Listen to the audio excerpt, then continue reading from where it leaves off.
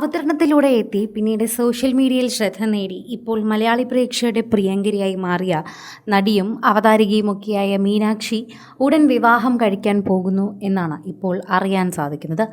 മലയാളി പ്രേക്ഷകരെല്ലാവരും ഏറ്റെടുക്കുന്ന ഒരു നല്ല വാർത്തയായി ഇത് മാറുന്നു.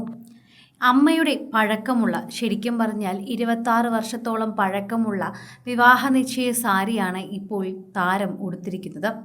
ഇപ്പോൾ അതുകൂടി സോഷ്യൽ മീഡിയയിൽ വൈറലാകുന്നു എന്ന് പറയാം. നടിയും അവതരണത്തിലും ഒക്കെ മികച്ചു നിൽക്കുന്ന നിലകളിൽ ശ്രദ്ധേയയായ മീനാക്ഷി സുധീറിൻ്റെ വിവാഹ നിശ്ചയമായിരുന്നു കഴിഞ്ഞ ദിവസം നടന്നത്.